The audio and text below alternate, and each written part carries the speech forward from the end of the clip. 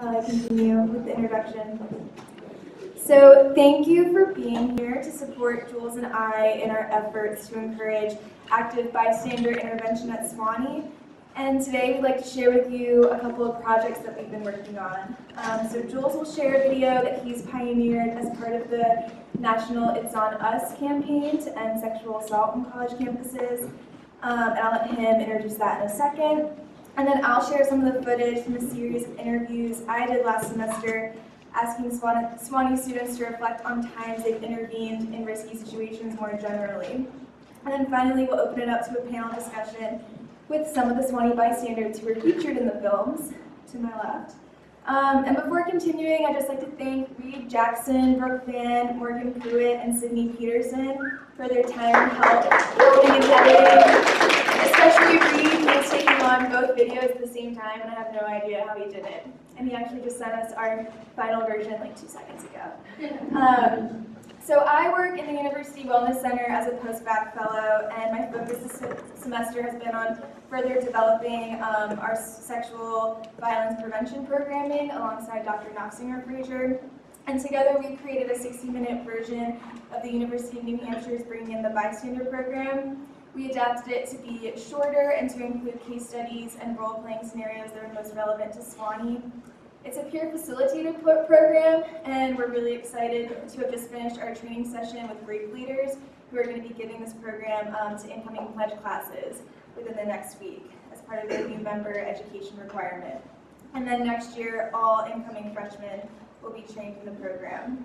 So the program frames the problem of sexual assault as a community issue and provides participants with the necessary skills to intervene in a potentially high-risk situation while also maintaining their own personal safety. And we hope that participants will come away with an increased sense of responsibility to intervene and to take action, and that there's increase in bystander intervention on campus.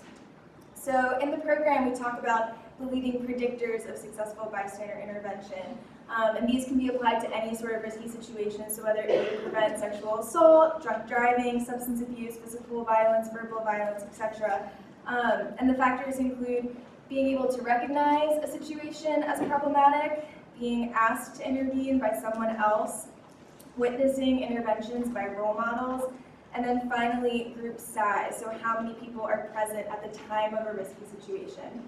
And that final factor is what explains the bystander effect more generally, which is this phenomenon where the greater number of people are present, the less likely people are to help an individual in distress because of this diffusion of responsibility. So those factors are, I think, what inspired the videos that Jewlz and I want to present to you today, because we hope that by seeing role models on campus who are recognizing a problem or a problematic situation like sexual assault, taking action, and then asking their peers to intervene, that this will encourage more pro-social bystander behavior on campus. So we know that often in risky situations you have the choice to do something, do nothing, or to contribute to the negative behavior, and we hope these videos inspire you to promote a culture of respect and a community of responsibility and to do something positive. So I noticed that the screen went blue. That made me sad. And now there's the wheel of death looking at me right now. So I'm going to ask Pradeep to come here and help me. But maybe while we're doing that, Jewlz, you can come up and talk about that It's On Us.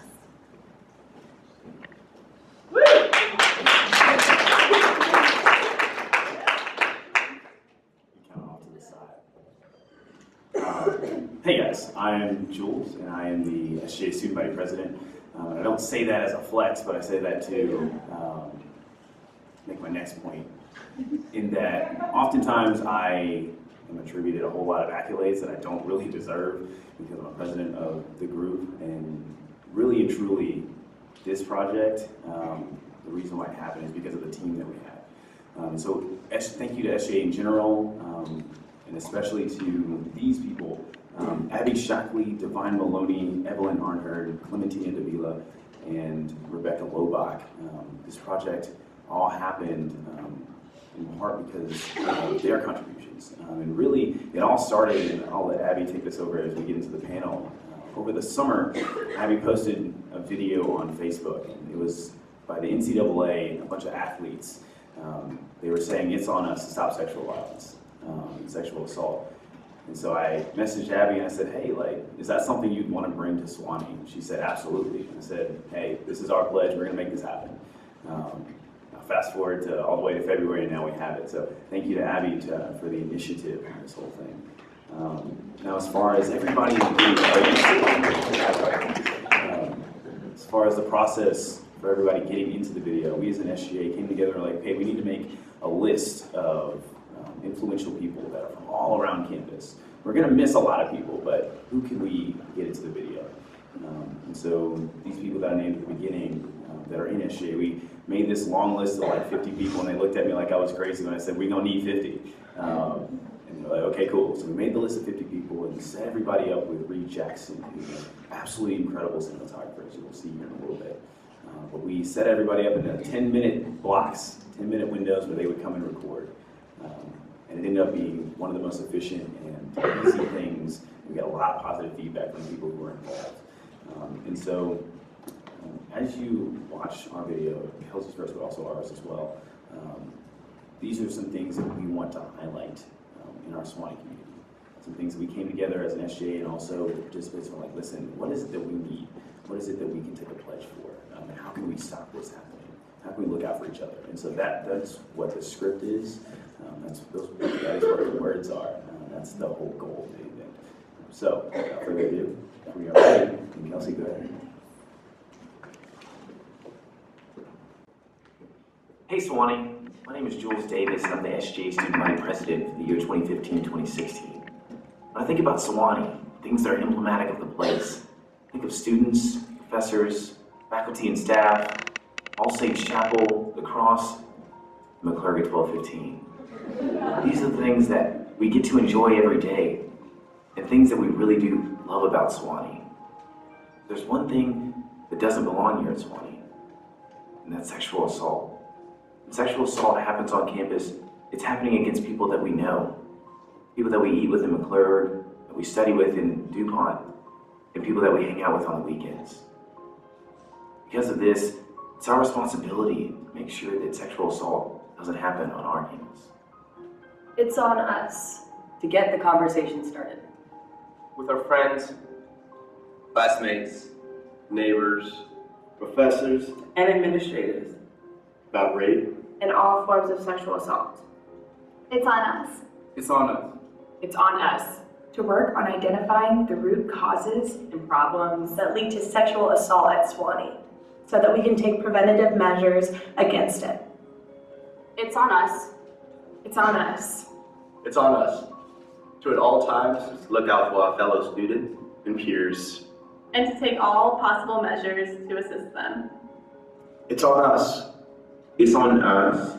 It's on us to hold ourselves and everyone around us Accountable for our words in our actions That in any way perpetuate. or contribute to sexual violence. It's on us. It's on us. It's on us to step up and work together As members of the Sewanee community, and commit ourselves to ending sexual violence, both on campus and wherever life takes us. Beyond the gates. Sewanee, it's on us.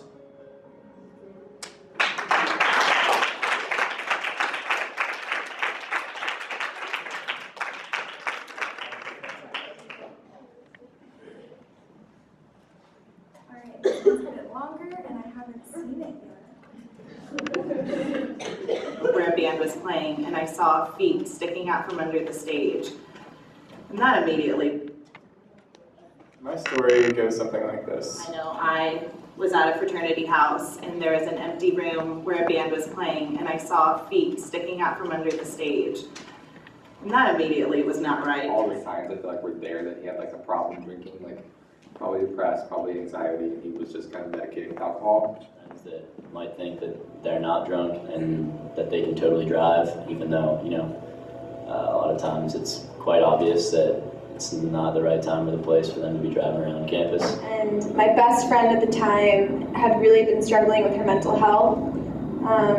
She had told me 2 weeks prior to this event that she had been hurting herself. I just saw like 4 dudes and one guy walking away, and they're all just like yelling at each other. And I just didn't really know where it was coming from. And after that, he was like, because you're black. When one of my good friends was struggling through an eating disorder. When my friend like gets sexually assaulted, and I feel like sometimes I blame myself for not being there to kind of prevent it because she's a really close friend of mine. And why did you intervene? Was it difficult, and did you have support? Why I interviewed? Well, I guess, like I said, no one else was doing anything. You become kind of aware, like, what's like the bystander effect. Like, you assume someone else is going to, and then no one does, and then there's just this kid bopping around being ridiculous, and kind of, I would be embarrassed if that was me. I would look, that has been me. And it's great when someone is like, hey, you need to just go home, and takes care of you, and make sure that doesn't happen.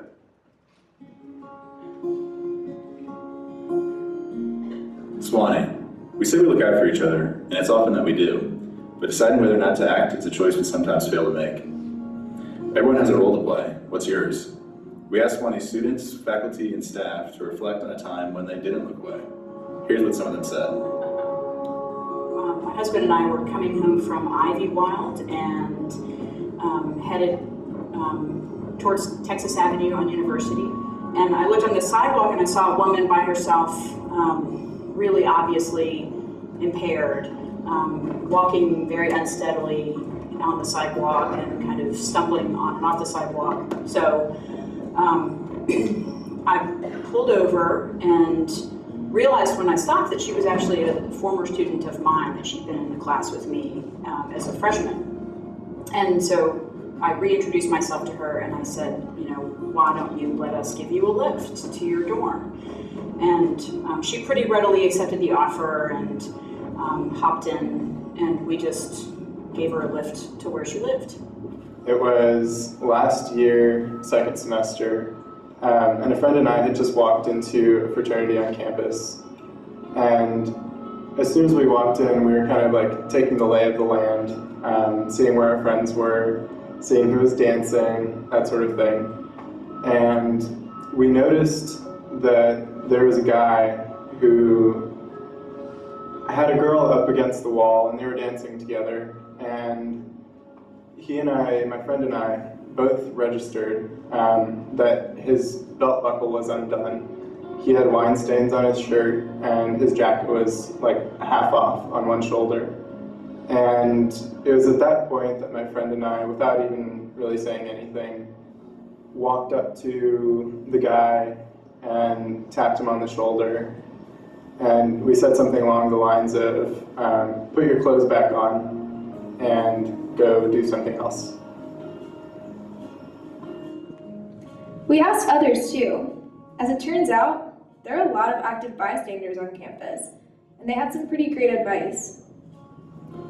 I would say just to never be intimidated by the situation, and you know, if you think and you know in your mind that something shouldn't be happening, or someone shouldn't be driving, or you know, this goes for any situations, that you know, it's never a bad time to try and intervene. It never hurts. You know, the one thing that I think first, like the advice you give to someone to intervene is first, be confident. First of all, like I think having a sense of confidence can alleviate a lot of awkwardness when it comes to intervening, because I think most people don't intervene because they might think it's too awkward and it's probably none of their business. But anything that happens on campus affects us, no matter whether we think that it's none of our business or whether we think it's our business. And put yourself in the situation and decide how you would want to be treated, because it can be embarrassing, it can be a lot of things, but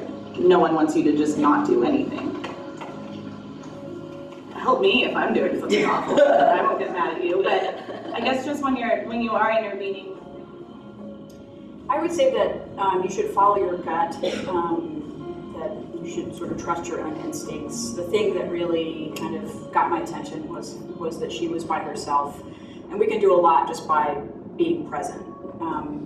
At that moment, I really had to look myself in the mirror and be like, Kirk, how should you have responded to this thing? So if it didn't happen to you already, just know that it can, and prepare yourself for that moment. So if that moment happens to come, you know exactly what to say. You know exactly how to constructively, not attack, but handle the situation. So I would just say, if you truly love this campus, you would love it enough to change it. And a lot of the times if I would see any of my friends, especially my female friends, dancing with someone who I'd never seen them with before, I would just kind of look at them and be like, you okay? And most of the times they'd be like, yeah, this is awesome. And occasionally they would be like, oh, and kind of reach out their hand, and I'll grab their hand and we would dance, and then that would just be an easy way to end their time with that other person. I think my freshman year, my friends and I would like randomly shoot each other a text. So it's not like you're going face to face or like awkwardly interrupting someone, just kind of being like, hey, are you okay, really quick? And I think that sometimes is also nice, like maybe I didn't really know the person, but I did have their number, and just to like quickly be like, what's up, are you okay, are you fine going there, or are you too drunk? Me and that, it's almost assuming the worst in another person, but I've always found that it's easier to have that slight uncomfortable moment on the front end rather than deal with the repercussions afterwards, which could end up being a lot more serious. 100%. I think Sewanee, just like colleges across our country, are not perfect by any means. There's a lot of issues in terms of sexual misconduct, things that are happening between men and women, college age, on college campuses, and that makes the intervention even harder. You know, it's easy to, like my example, walk across someone who's drunk and say, this person needs to go to the hospital. It's a lot harder to be working with two separate people who maybe one person's encroaching on somebody else's personal space when they shouldn't be. That makes it a lot harder. At the end of the day, no matter what happens, it's your reputation on the line. If you're drunk, if you're sober, the things you do, you know, that's what people associate with you. So just remember who you are. And I took it upon myself to help and support her, but eating disorders, I found out, are very toxic. So the more I talked about it with her, the more I felt like it was taking a toll on me. So if I were to do it over again, I would definitely seek more professional help or more peer support. What would have happened if I had taken the easy way and just, you know, called it a day, said see you later, and we parted ways at McClurg? Every time that I have kind of disregarded help from my friends, I've always ended up regretting it. Because these situations don't happen too often, but you know, they do happen, and it's just not acceptable. So listen to your friends. Let's look out for each other. Stand up, Sewanee, because it's on us.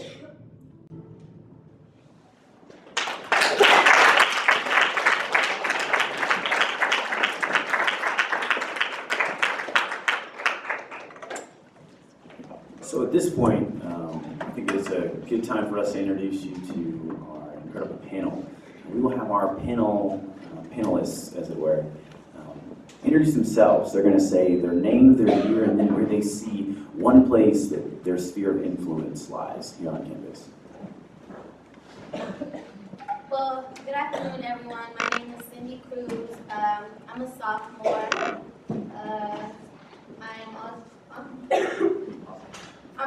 I'm also a Posse scholar, Posse 8 scholar.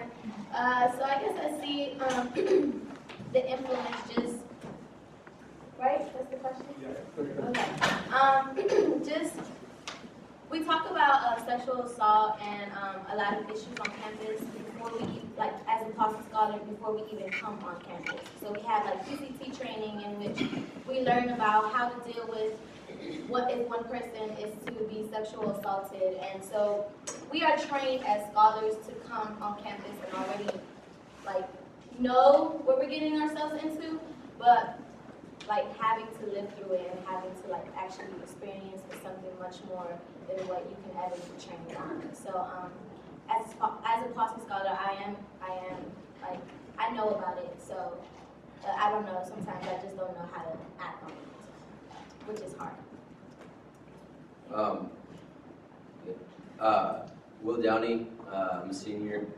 I guess my biggest sphere of influence is in Greek life. Arthur Ndumbe, senior. I think my biggest sphere of influence would be like the dance community and so on. I'm Abby Moore, and I'm a senior, and probably the place where I find the most influence. I'm in charge of an after-school program, and a lot of times we are in charge, well, the entire time, we're in charge of keeping those students safe and kind of being aware of signs and symptoms of neglect or abuse for the children that we provide that after-school program to. Hey, I'm Sydney Peterson, and I'm a sophomore, and my strongest sphere of influence is I'm a resident of the Wellness Center. My name is Alonzo, I'm a junior, and I think my biggest sphere of influence would be also in Greek life with the guys in my fraternity and fire department. Well, thank you all for being on this panel, and maybe you could start by just whoever feels compelled to speak first. Can you reflect on your experiences with each video project and sort of why you participated and why bystander intervention is important to you, why it's on us to intervene?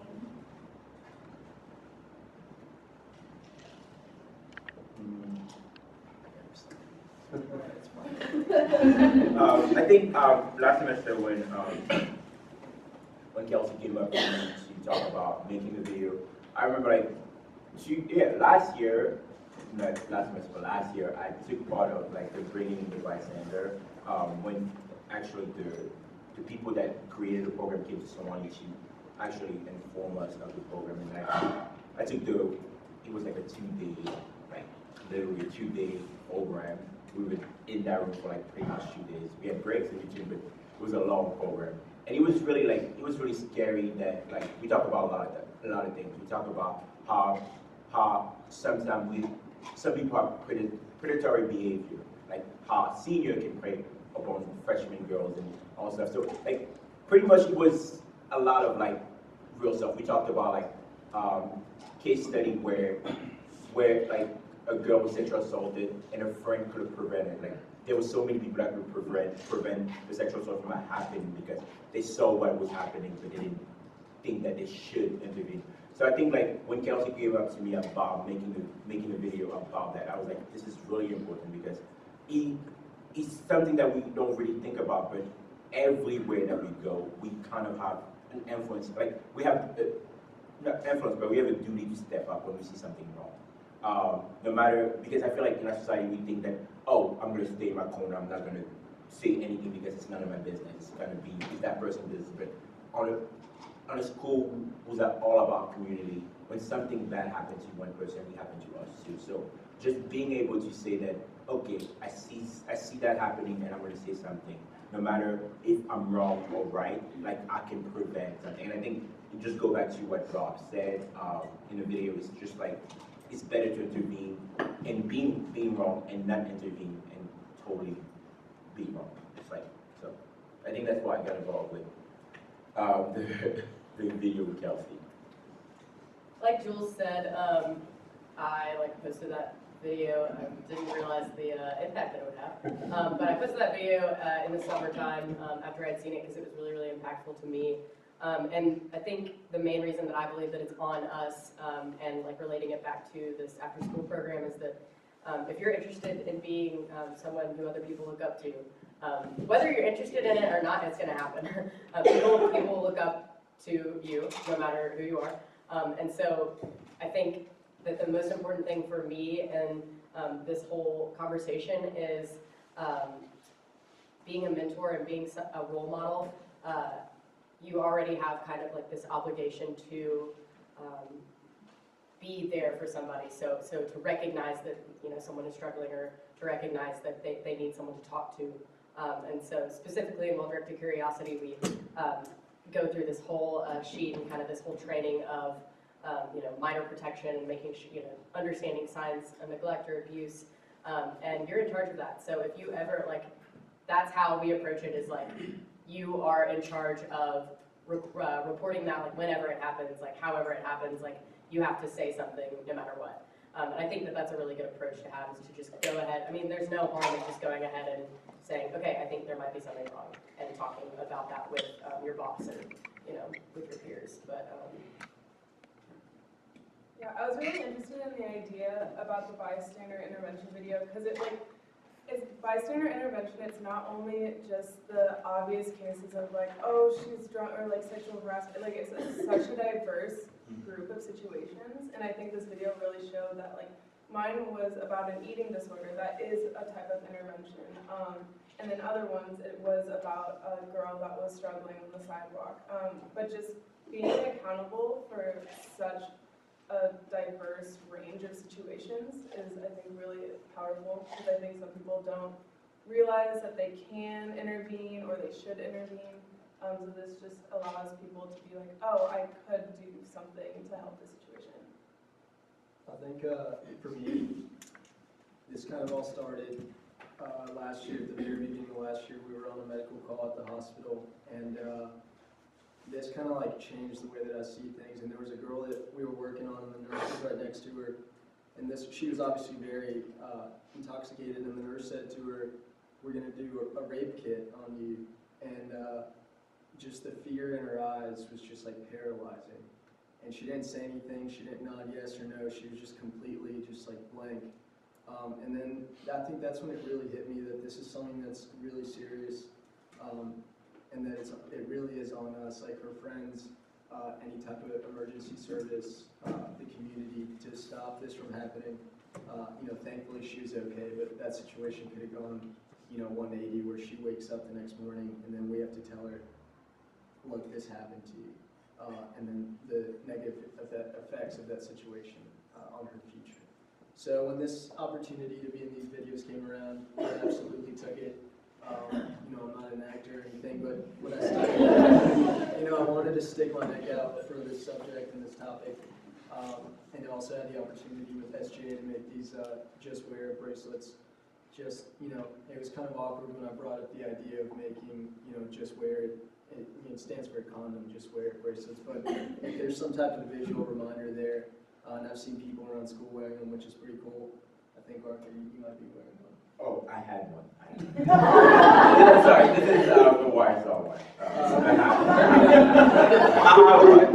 But they're cool, and we gave them out, and that's why I think this whole situation was just one thing leading to another.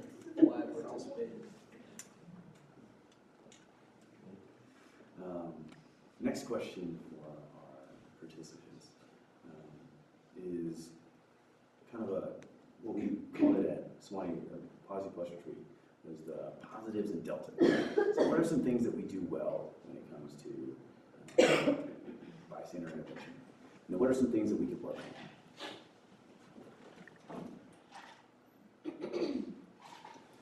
I think one thing that we're doing well and we're moving forward with is just videos like this and sharing stories and being open about it. But also that comes with a con. Like, some people are too scared to say anything about it. I think that the warnings that the police department brings out on emails, like, I think that always happens. So I think, I don't know, that's a way where we know that it's happening on campus. So, yeah. Yeah, I don't really know, like, I think we're moving in the right direction. I just think that we can do, like, I don't know, it's just an individual, like, personal thing to step out and actually say, like, hey, like, this happened to me, and, like, I want to share my story so that other people can share theirs. So, yeah, I think we just need to push a little bit more people out of their comfort, but that's on an individual basis. Bouncing off of what Cindy just said, I think it's interesting, since I've been here and noticed that the emails have been getting more and more numerous, which might, like, scare people, and in times, like, at the very beginning of when I was receiving those emails, I was saying to my friends, like, man, this really sucks, like, I hate that these are all being, you know, like, I just really don't like that this keeps happening. But then a friend told me, well, it's good that those are being reported now. You know, that's being, like, you have no idea how many didn't get reported beforehand, and now like this increase might not necessarily be that there is an increase in sexual assault, but just an increase in reporting, which I think is a step in the right direction. And I think a plus is like talking about it now. It's just like we are starting to bring about this issue that is on us, and that we have like it's kind of our responsibility to step up and actually do something. But I think a change like Cindy said, it's actually changing people like mindset about intervening. And I feel like it's not something. I don't think there's anyone to blame, but like society in general, that like we are ingrained in our society just to stay on our own and not to like worry about other people, and just like being okay. This has nothing to do with me. I'm not going to do anything because it has nothing to do with me. But by changing that type of behavior and actually telling people that okay, like I'm like so happy that the bringing the bystander going to be taught to the freshman class next year. So it's like really important to actually just ingrain in their mind that okay, I know this person and that person is in my class. So when something happens to that person, that thing can happen to me. So it's my job to step up and make sure that whether it's sexual assault, whether it's eating disorder, whether it's just like someone being lost or someone not knowing where they are, I can help. Yeah, I feel like a lot of things go unnoticed on this campus. Like things are getting more normalized. Like I think this demonstrates that like it's probably not like someone should intervene if someone's drinking every weekend. Like they might be covering something up for the normalization of like drug use. And I think that if one person says like comes up to their friend and actually like, are you okay? I think that's one step that we need to work on, because I think a lot of it goes silent on this campus. But I think we are like with just like friend to friend contact, I think everyone's pretty communal at Sewanee, and I think we can like, I think in that aspect we're good at intervening, but there's definitely a next step that with this culture of going out, I think we need to confront. I think just hearing what you said, I think that also raises the problem where like people can't tell whether you're trying to prevent them from danger and then just trying to boss them around. You know, like there are some people who you can go up to and be like, yo, like you need to chill with that drink or something, and then they're like, why you telling me what to do? Like you're not my mom, like stuff like that. So you have people that like are gonna fight you back, and I guess like that's a problem. Like a problem not realizing that there is a problem. So and that's just normal for someone to have. So that's something that needs to change. But I don't really know what is a solution for that, because you can't tell somebody you can't go out tonight, but like they're 18 and they can do whatever they want. So that's a problem. So, what are some barriers for standing up for what's right? So we're talking about like this issue of confronting, and what makes intervening difficult, because I think that's the reason why we see a lot of inaction. People feel interpreting that it's difficult, it's not their place. They might feel embarrassed. So could you reflect upon that? I think especially in my situation, working with parents and kids, it is incredibly uncomfortable to try and explain to a parent, like, I think your child might be being neglected, or I think, you know, and I mean, not necessarily that my volunteers would have to do that, but in my situation, I might have to do that. And so for me, that is extremely uncomfortable and something that I've never actually had to do, but it scares me all the time. Being at the Women's Center, I feel like I have this heightened sense that like I have to do something. It's kind of like my job. But that like isn't necessarily the case. Like I could have done the same thing my freshman year, but I didn't, because I didn't feel like I had that like strength to do it. But I think everyone can do something to intervene, and it doesn't have to be like you confronting someone personally. Like there's several different ways you can approach the situation. Yeah, I think one of the big problems is authority. Just in general, like the authority that you have as a person. And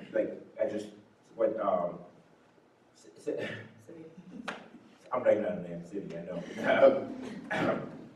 Talk about as a freshman, you don't really have any authority, kind of like you are not going to be like, oh, hey, senior over there, you're drinking too much, so stop that. And it's like, the senior is going to look at you like, what's this freshman tell me what to do? So kind of like when you don't have the authority to tell, not even tell somebody, but you just like step up and see something wrong and actually see that something is not. And I feel like throughout being in Sewanee, with every year that I go up, I get more authority. And now I'm more comfortable saying like, oh, she gave you consent. Did you ask for consent? Like, and I see like Saturday night, I see a couple walking around. I'm like, I hope she gave consent. Like, just yelling. And so just like being comfortable with that. But I don't think a freshman will be like super comfortable saying that to people they don't know. But I think like that's the problem. That authority problem can stop people from actually saying something when something.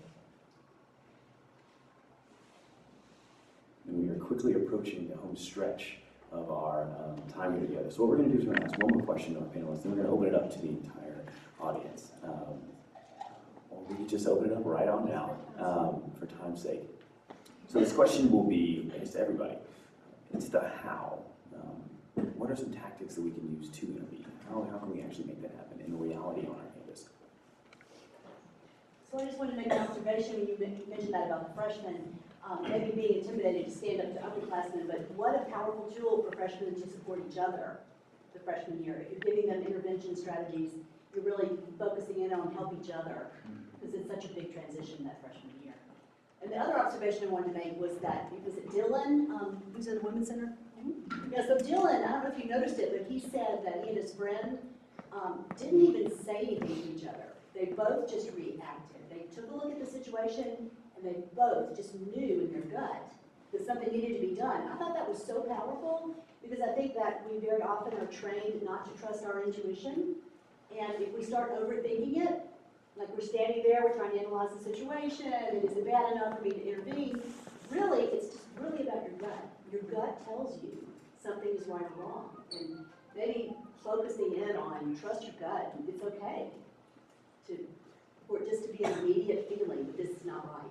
Yeah, and then if you misinterpret the situation, well then great. You know. One of the tactics I use for when we start at I drive office, so I've had to intervene a bunch of times. But one of the tactics that I use is I don't like boss them around and tell people what to do, but usually I just like ask, hey, are you okay? You look like you're not cool. What's going on? Are you all right?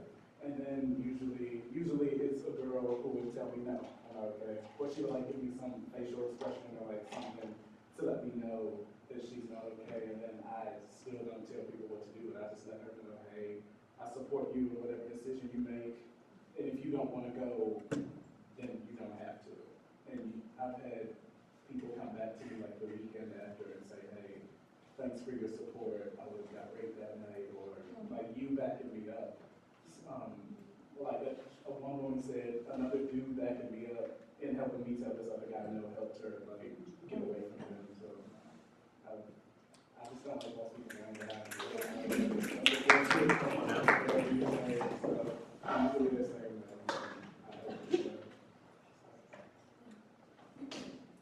I think something that would be really important to bring to campus too is that I feel like there's this kind of idea that there's a super heteronormative standard for sexual assault.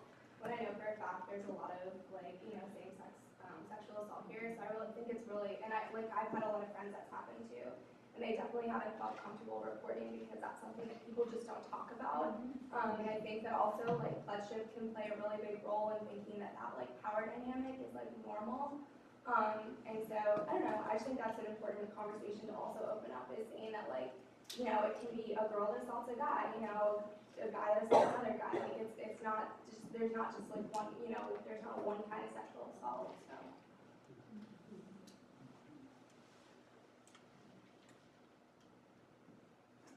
One of the things that I tried to tell my freshman friends was that if you're not brave enough to do it sober, do not do it drunk, because I think as a freshman, I know that I sometimes would do that as a freshman. I would be like, oh, I've got to get drunk to have fun at this party, and then go get drunk and have fun at the party, but not a fun party if you have to get drunk to be there, and I think that a lot of people get their courage to approach like the crush that they have by drinking, and so that's just something that I always try to keep in my mind, and then I try to like pass on to other people to make sure that they don't use it as a tool, because they can take that as one. So like, and Sydney and Cindy were talking about how normal, like some behavior is normalized, like almost like drinking like all weekend or something like that, and people were often like afraid to say something, and Cindy was like, you know, how do we change that? And I think you have to normalize like telling someone that something's wrong, right? So like I know whenever like I like maybe intervene in a situation but feel uncomfortable, it's always a lot more empowering when like one of your friends says like, hey, like that doesn't look right, and you're like, right? Like that's what I've been thinking, but I didn't want to say anything, and just like encouraging friends not to be afraid to like, you know, go up to strangers and say something, or you know, talk with even your best friends. That would be the scariest part. Talk with your best friends about something. I think that's like really important, normalizing that kind of bravery. Yeah, I think that's a really good point, and I think something I always worry about with platforms like this is it's sort of preaching to the choir. Like I think a lot of you came here because you're interested in this, you're passionate about it, and you're going to be encouraged to be active bystanders. So I think it's important that now that we have virtual platforms to share, we can start sharing these videos online and getting a discussion going amongst our peers who do hang out but maybe don't as readily have these conversations, and sort of start the normalization of a culture of respect. I think that's important. I also think it's really important to understand, I mean, at least from my experience, whether it's you know, sexual assault or drunk driving or, you know, over drinking, whatever it may be, not one of my friends, and I assume this is probably the same for all of you guys, not one of my friends has ever come up to me the next day, the next week, and said, I really don't appreciate you getting out of the car while drinking. You know, it doesn't happen, you know, so I think that's important to keep in mind as we're going through this, you know, as a community. Not one time are they going to say, I really didn't like you intervening with me, you know, so. Yeah, and I also feel like, because it is kind of preaching to a choir, like, you personally helping someone out, if it's taking a toll on you, like, there's so many resources on this campus, and, like, everyone around here is, like, so willing to help you, like, with that situation. So I think just, like, peer support and faculty administration, Wellness Center, peer support at the WIC, like, everything's here for you, and there's, like, so many resources to effectively intervene. Well, I think we're sort of running out on time, but I think if there are any final words or pressing comments or questions that anyone has, we can take them. But otherwise, I'd like to thank everyone for being with us.